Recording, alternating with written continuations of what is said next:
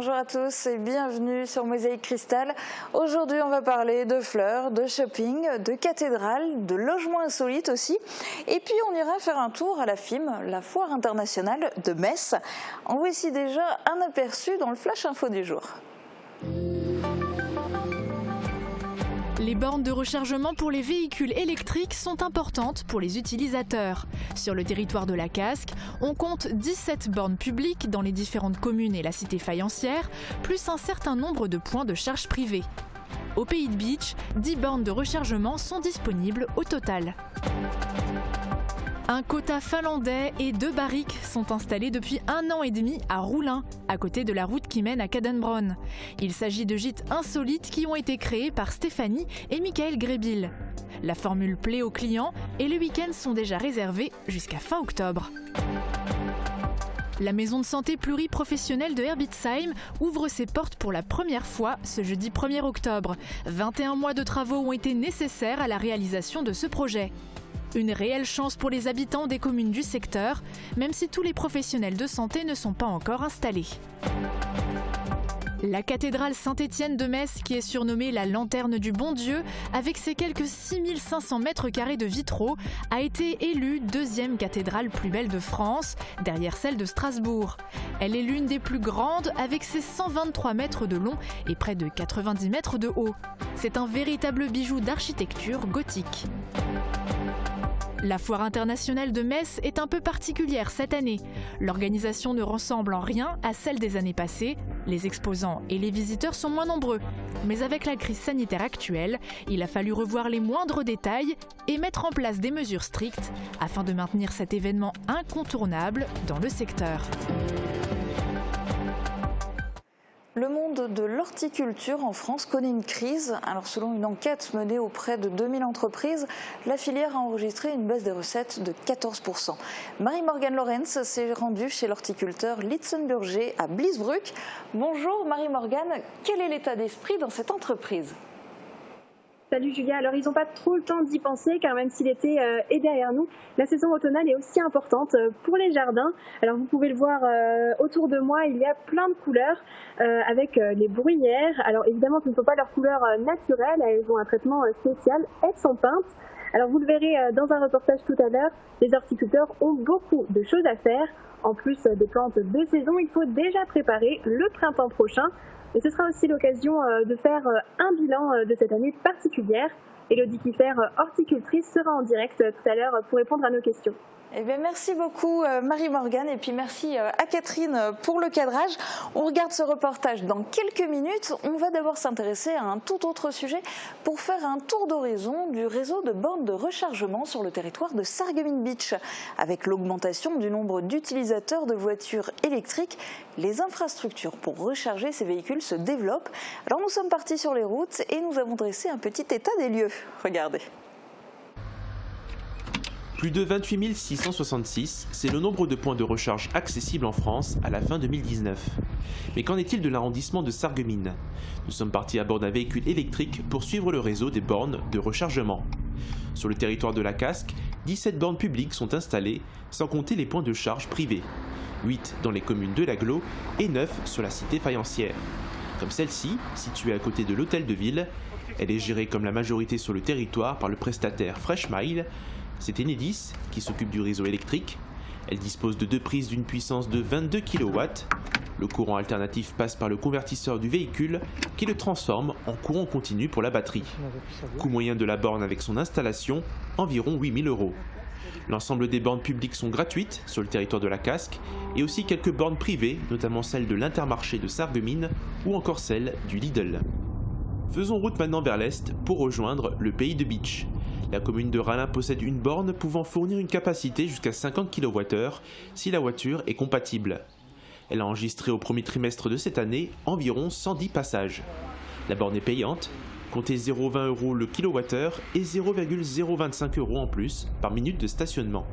Les 2 autres points de charge publique de 22 kW se trouvent sur la place Aigné à Bitche, demandant le même prix au kWh. Il y a également 4 bornes domestiques à charge lente dans 4 communes de l'intercommunalité. Enfin, le restaurant Les Amis du Lac à Aspelshit et l'Intermarché de Bitche possèdent également des bornes. ce qui fait un total de 10 points de charge sur le territoire de la CCPB. Le thème des voitures électriques a été largement discuté hier soir dans notre émission Polygone, à voir et à revoir sur notre site internet www.mosaïque-cristal.tv. Et notre prochaine émission Polygone sera consacrée, elle, au Carré Louvain. Il ne reste que 4 boutiques ouvertes, en plus de la médiathèque communautaire. C'est le triste bilan économique que l'on peut faire aujourd'hui de la galerie commerciale de Sarreguemines. Certaines personnes utilisent cet espace uniquement comme un sas pour se rendre dans le centre-ville.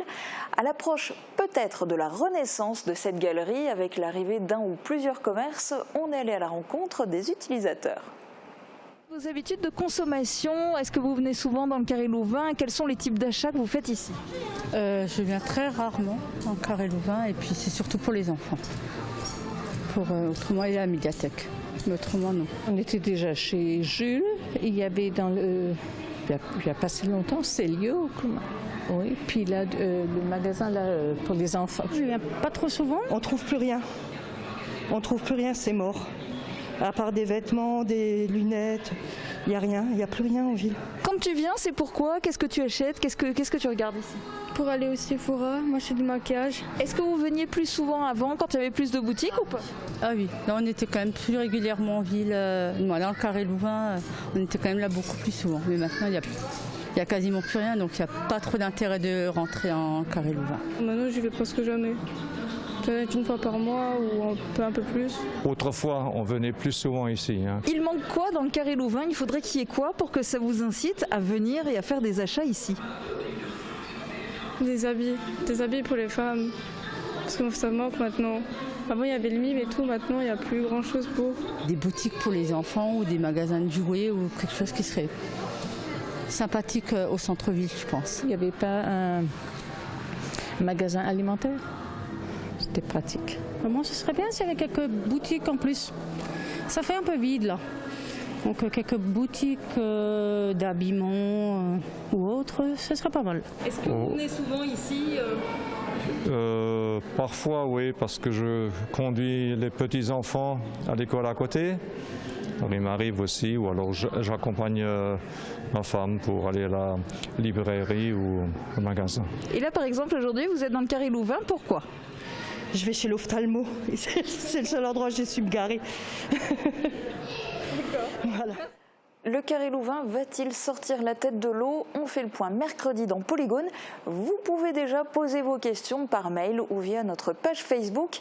Parmi les invités, il y aura notamment le maire de Sarreguemines, Marc Zingraf, puisque la municipalité a décidé de prendre en main la destinée de cet espace commercial. On va maintenant s'évader pour une nuit inoubliable. C'est le moment que vous propose de passer les époux Grébil dans l'un de leurs gîtes insolites. Dans une barrique ou dans un kota finlandais, les clients passent un moment hors du temps. Une formule hôtelière originale qui a de quoi plaire notamment aux amoureux. Reportage d'Uranie Tozic et Guillaume Dumonteil. Cela fait 1 an et demi que ces étranges maisonnettes sont en place à Roulin, à côté de la route qui mène à Kadenbron. Dans le kota finlandais ou dans l'une des 2 barriques de vignerons, l'espace est restreint mais chaleureux et offre de quoi coucouner en paix. Les services sont nombreux et font que les prix évoluent de 50 à 145 € la nuit en fonction des options choisies par les clients. Après des débuts timides l'an passé, les époux Grébil espéraient voir leur activité secondaire décoller en 2020, mais c'était sans compter sur un satané virus venu de Chine. La saison estivale cette année a commencé un peu tard à cause du Covid. On a vraiment lancé l'activité au mois de juillet et on travaille essentiellement le week-end. Stéphanie et Michael Grébil sont néanmoins satisfaits, les clients sont au rendez-vous. C'est une preuve que la formule séduit. On a 3 gîtes insolites et en moyenne on a 2 gîtes qui sont pris le week-end et on peut en avoir 1 la semaine. Les réservations sont prises longtemps à l'avance par les clients. Les week-ends sont remplis jusqu'à fin octobre. Nouvelle inconnue pour les époux Grébil, ils n'ont pas encore connu de saison automne-hiver. Ils espèrent encore pouvoir compter sur une météo favorable pour que l'eau des jacuzzis ne gèle pas, ce service étant particulièrement prisé par les clients qui peuvent aussi bénéficier de la livraison de repas ou du pack romantique avec sa foultitude de cœurs. Stéphanie et Mickaël Grébil ont d'autres idées pour étendre et diversifier leur activité. On aimerait bien après, si on a la possibilité d'étendre ou d'aménager le terrain qu'on a autour, faire du home camper. Donc on aimerait installer un autre local sanitaire et qu'on puisse accueillir des personnes avec des tentes. Dans le secteur de l'hôtellerie, l'offre est pléthorique et l'imagination des propriétaires semble sans limite. Les logements insolites de Roulin en sont la preuve. Une solution peut-être pour rompre la monotonie qui s'installe parfois au sein des couples. L'été est terminé, on pourrait penser qu'il a emporté avec lui toutes les belles couleurs dans les jardins. Détrompez-vous, l'automne apporte son lot de coloris. On en parlait en début d'émission avec Marie Morgan. C'est une période charnière pour les horticulteurs. Explication dans ce reportage réalisé ce matin par Catherine Hendrich et Marie Morgan Lorenz. Du jaune, du violet, du bleu, du rose, les couleurs se multiplient dans les serres de l'horticulture Litzen-Burger. L'activité est très forte cette saison. Les clients peuvent faire leur choix entre les végétaux qui supportent les températures plus froides. Les pensées d'automne, les euchères, les cinéraires, les calocéphalis ou encore les cyclamènes. Dans quelques jours, les horticulteurs prépareront aussi activement les compositions pour la Toussaint. C'est une saison assez importante parce qu'on prépare beaucoup d'articles qui seront vendus quelques jours avant la Toussaint en fait. Il faut aussi préparer la prochaine saison. 500 primes verts attendent déjà de se développer. Elles seront prêtes au mois de mars. Courant octobre, d'autres plants les rejoindront, les pensées de printemps, les pâquerettes ou les giroflées. Comme cette année on n'a rien vendu, on a décidé que c'est une année blanche, qu'on ne prend pas cette année en repère, donc on repart sur les mêmes quantités que l'année précédente. Une période clé pour le monde de l'horticulture. Chaque année, une saisonnière vient renforcer l'équipe à Bliesbruck. Il faut tout préparer, il faut accueillir les clients. Tout seul, on ne peut pas être partout. Donc oui, il y a quelqu'un qui travaille avec nous à chaque saison. En fait, elle est là ponctuellement pour chaque saison. Une saison charnière. Les horticulteurs espèrent qu'elle relancera leur activité au maximum. On est maintenant en liaison avec l'horticultrice Élodie Kiffer. Bonjour. Bonjour. Alors on vient de le voir, vous êtes en pleine préparation pour le printemps prochain déjà, avec notamment les primes verts.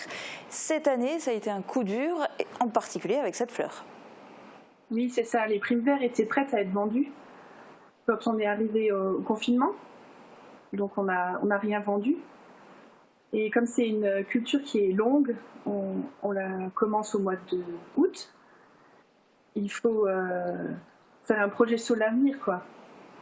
On ne sait pas ce qui va être vendu. Du coup, la saison dernière, elles sont devenues quoi, ces primes verts que vous ne pouviez pas vendre ? Elles sont devenues du compost. Ce qui fait mal au cœur, évidemment. Et de manière générale, quel est le bilan que vous dressez de cette saison ? Alors, la saison de printemps avec Pâques est nulle. On n'a rien pu vendre. On fait des compositions pour Pâques, on n'a pas pu en faire, on n'a pas pu en vendre. Et donc après, ça s'enchaîne tout de suite avec la saison d'été, avec les plants de légumes, les géraniums, tout ça. Et donc là, c'était une grosse inquiétude. Le temps du confinement, on ne savait pas du tout comment ça allait se passer. Et donc on a pu ouvrir un drive aux serres. On a été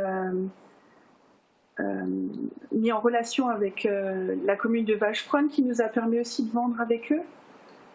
Et la même aussi qui nous a permis de faire un marché tous les vendredis après-midi. Et voilà, après une fois qu'on a été déconfinés, on a pu avoir les clients aux serres et c'était quand même un soulagement. Et en quelques mots, vos espoirs pour les prochains mois ? Que la saison d'automne se passe le mieux possible, qu'on ne soit pas reconfiné, et puis que l'année prochaine, les clients qui nous ont découverts pensent à nous de nouveau, Eh ben, on vous le souhaite en tout cas. Voilà. Merci beaucoup d'avoir témoigné en direct sur Mosaïque Cristal. Bonne continuation. Le match de la finale a été serré. La cathédrale de Strasbourg a fini par avoir le dernier mot sur la page Facebook de Patriot Visor. La cathédrale Saint-Étienne de Metz, finaliste malheureuse, est tout de même sacrée deuxième plus belle de France. On y a cru jusqu'au bout. Voici un petit résumé de l'histoire de cet édifice. Difficile de la manquer, c'est le moins qu'on puisse dire. De près comme de loin, la cathédrale Saint-Étienne, véritable bijou d'architecture gothique flamboyant, trône en plein cœur de Metz, non sans une certaine majesté. Construite entre le XIIIe siècle et le XVIe siècle, cette œuvre de Pierre de Jaumont est le résultat de la réunion de deux églises plus anciennes qui avaient pour nom Notre-Dame de la Ronde et l'ancienne basilique ottonienne. Des péripéties, elle en a connu, comme l'incendie de sa toiture en 1877, après un feu d'artifice en l'honneur de l'empereur allemand.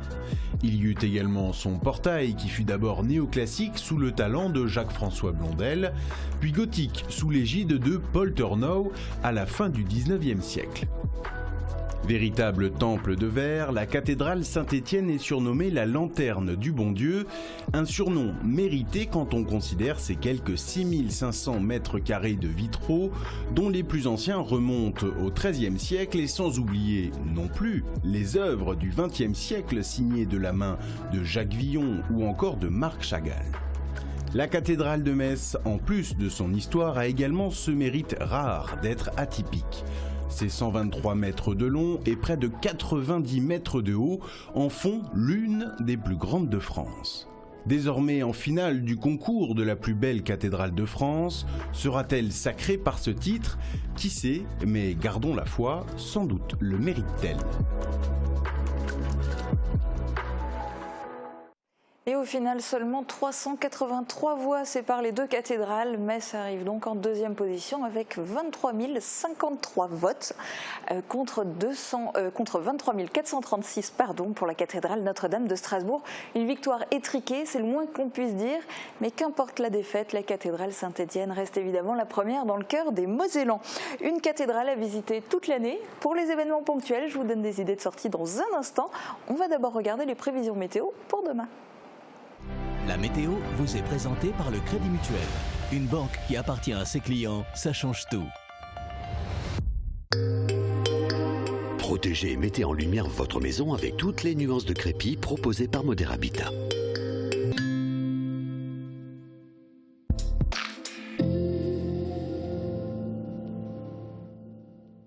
Bonjour tout le monde, je me trouve aujourd'hui à Villerwald à côté d'une drôle de machine. Est-ce que vous savez ce que c'est? Allez, un petit indice, la couleur devrait vous mettre sur la piste. Et oui, c'est bien une pompe à bras de pompiers.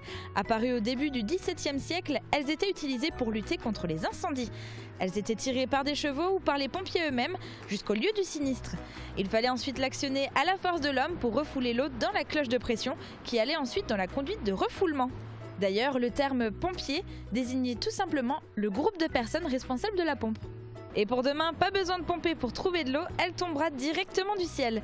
Des averses vont se produire tout au long de la journée, même si on peut noter une pause en début d'après-midi.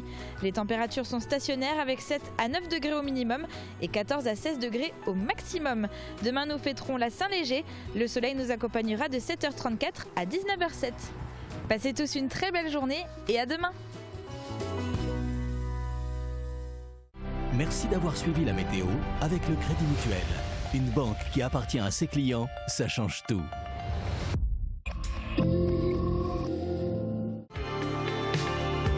L'association Cassin vous présente la nouvelle saison culturelle au Pays de Beach. Rendez-vous avec l'humour de la Bajon et les quinquas nerveux, de la country et du jazz, de la soul, mais aussi Gauvin Serre, Soldat Louis et Selkilt. Plus d'informations sur le site www.cc-paysdebeach.fr.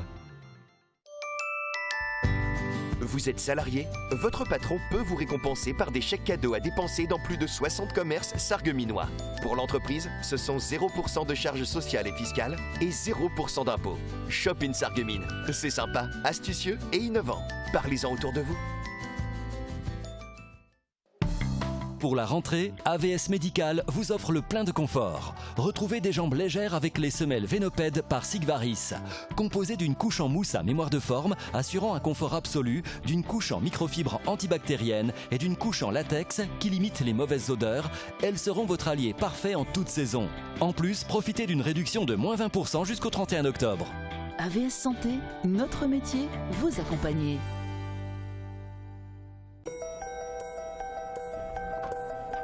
Salut Antoine. Salut Alice. Ça va? Et toi? Ça tombe bien que tu sois là. Ce serait pas mal qu'on se voit avant la réunion de 16h.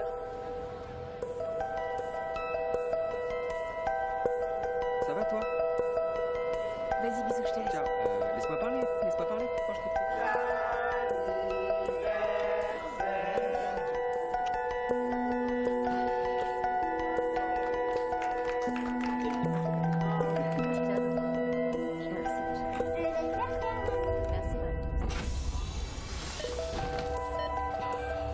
Elle désature. Je la mets à 100% d'oxygène. Ça remonte, ça va aller. On peut tous être touchés, alors on doit tous se protéger. Ensemble, continuons d'appliquer les gestes barrières. Besoin d'aide 0800 130 000.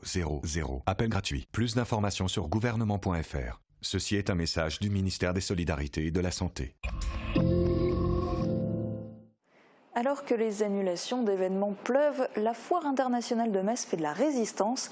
Si d'ordinaire la manifestation rassemble près de 180 000 visiteurs, ses contours ont été revus pour faire face au Covid-19. Avec moins d'exposants et moins de visiteurs, cette 85e édition ne ressemble à aucune autre. Immersion dans les coulisses masquées de cette 85e FIM avec ce reportage de Fanny Bragard. C'est l'effervescence dans les allées encore vides de Metz Expo. À 24 heures de l'ouverture de la Foire internationale de Metz, les exposants s'affairent à monter leur stand. Un rituel immuable avant de démarrer un salon qui n'aura rien à voir avec les précédents. C'est une foire complètement nouvelle dans la mesure où il va y avoir un sens de circulation imposé aux gens. Et du coup, les gens ne se baladeront pas comme ils veulent, n'iront pas où ils veulent. Et c'est quelque chose qu'on n'a jamais vécu et on ne sait pas du tout comment les gens vont réagir. C'est la grande inconnue de cette 85e FIM. En pleine pandémie, les visiteurs seront-ils au rendez-vous? Avec une jauge limitée à 5000 personnes, les commerçants s'attendent à un chiffre d'affaires en berne. Certains ont annulé leur venue, mais pour les 327 exposants présents, la foire de Metz est incontournable. Pour moi, c'est ma meilleure foire. C'est la meilleure foire à l'année. Après, il y a Paris aussi, mais c'est encore autre chose. C'est différent. Ici, on travaille plus calmement. Et voilà, grâce au fait qu'on invite les clients, si vous voulez, on envoie des invitations, donc les gens ils viennent nous voir. C'est une de mes meilleures foires où on a une très bonne clientèle, c'est une clientèle assez agréable et qui achète quand elle aime bien le produit, quoi. Grâce à une clientèle fidèle de 180 000 visiteurs, la FIM est devenue une institution, un rendez-vous commercial à ne pas manquer pour ces travailleurs indépendants au point mort depuis 5 mois. On est en retard pour payer la maison, les crédits immobiliers, etc. Donc il faut jouer avec la banque qui nous aide ou qui ne nous aide pas. Mais bon, le but, elles ne sont pas là pour trop nous aider, si j'ose dire. Donc il faut serrer les fesses et puis pas faire de frais et puis être très prudent. Une prévoyance de mise à tous les étages, Metz Événement a dû montrer patte blanche pour que le préfet donne son feu vert à la foire. À H-1, Michel Coquet martèle donc aux exposants le protocole sanitaire à observer. Nous devons faire en sorte que nos visiteurs, respectent scrupuleusement les points sur lesquels nous nous sommes engagés. Faute de quoi, nous risquerions à tout moment de voir notre manifestation être mise en cause. L'enjeu est tel que l'ensemble du personnel de Metz Événement est sur le pont. Après un dernier contrôle des mesures barrières, le coup d'envoi est donné. Top départ pour la 85e Foire internationale de Metz. Malgré le contexte épidémique, les premiers chalands sont là. Leur visite a été balisée afin de limiter la propagation du Covid-19. Port du masque obligatoire, gel hydroalcoolique à disposition, billets numériques ou encore traçage des participants. Des mesures drastiques qui rassurent les visiteurs. On est bien protégé, il y a de l'alcool partout. Non, je ne suis pas une personne très anxieuse. Ce qui doit arriver arrivera. Malgré une faible affluence, derrière leurs étals, les exposants préfèrent voir le verre à moitié plein.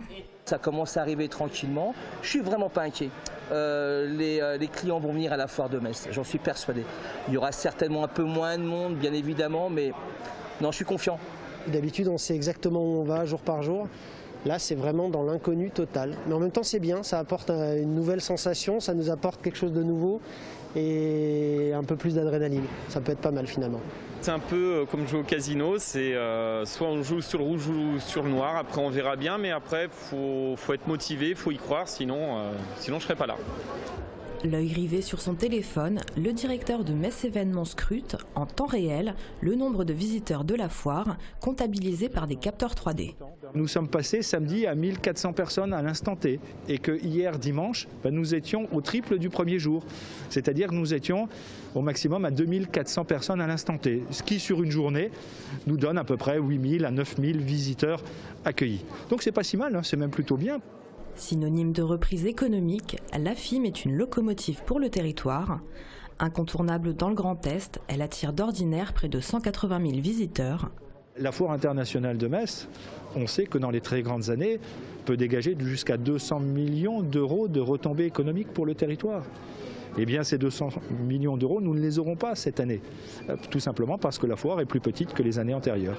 Après 4 jours de foire, c'est la douche froide pour quelques exposants, habitués à beaucoup plus de passages. Pour l'instant, c'est derrière nous les résultats qu'on avait un peu avant. Là, on va essayer de rentrer dans nos frais déjà. Et puis qu'il reste un petit quelque chose quand même, parce qu'on passe des heures à la foire et des jours. Donc on est comme tout le monde, on a notre compte. Donc on est là pour travailler, on a des charges derrière. Il faut vraiment se mettre dans un mode où chaque jour va être une vraie bataille et il faut aller au combat pour essayer de chercher les affaires et de chercher les clients et de sauver les meubles comme vous disiez tout à l'heure. Conscients que les acheteurs potentiels seront moins nombreux cette année, certains exposants ont réduit la taille de leur emplacement, dont le mètre carré coûte entre 40 et 200 euros. Avec moins de charges, ils espèrent rentrer dans leurs frais. On a emmené la moitié de la marchandise de l'année dernière, toujours dans ce but de le vendre. Et on verra bien, il faut voir la finale de la foire. Parce que souvent, le dernier week-end, il y a quand même un peu plus de monde que le premier week-end. Donc on vit dans l'espoir, il n'y a pas de problème. Nous sommes contents parce que en fait, nous avons eu un petit peu peur, comme se dit, avant de la foire, de faire tous ces kilomètres, plus que 1000 kilomètres pour venir ici. Mais en fait, la fidélité de la clientèle a nous donné le sourire. Un sourire qu'il faut garder coûte que coûte, malgré des comptes dans le rouge. Comprenez bien qu'il y a 80% de chiffre d'affaires en moins, on vient même pas pour la gloire, on vient pour perdre de l'argent en fait. Mais bon, après ça fait partie du jeu si j'ose dire, donc ouais, compliqué. Le client qui passe, qui fait l'effort en plus de venir à la foire, eh bien faut qu'il nous ressente avec un minimum de sourire quand même, c'est normal. Sourire, politesse, gentillesse, tout ce que se doit un commerçant je veux dire. Donc non, oui c'est compliqué d'avoir le sourire, mais il faut l'avoir, pas le choix, et je vous le montre quand même. Étouffée par le spectre du Covid, cette 85e édition de la FIM aura été un pied de nez à une crise qui a mis l'économie à plat. Tous les exposants interrogés l'assurent, ils seront de retour en 2021. Et la FIM se poursuit jusqu'à lundi inclus, donc ça vous laisse encore le temps d'y aller. Il y a aussi d'autres événements que j'ai à vous proposer, sortez vos agendas.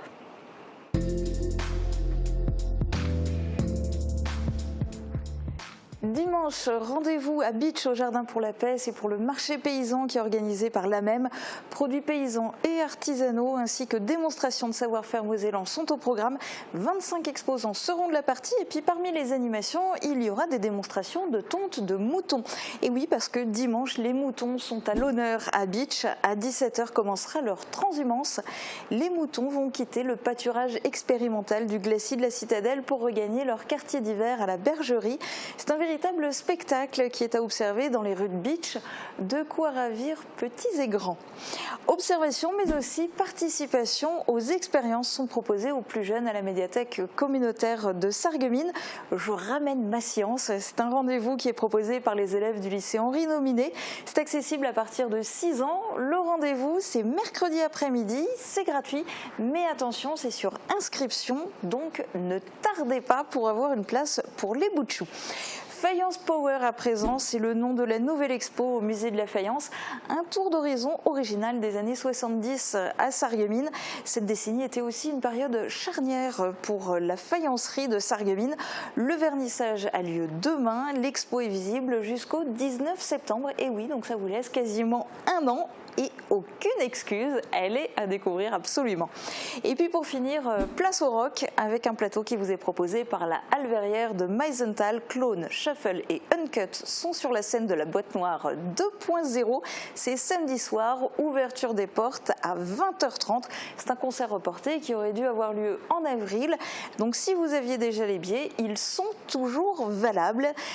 Sinon, c'est 14 € en prévente, 17 € le soir même pour le plein tarif. En attendant, restez sur Mosaïque Cristal. On est présent aussi bien sur le câble que sur les box et sur les réseaux sociaux.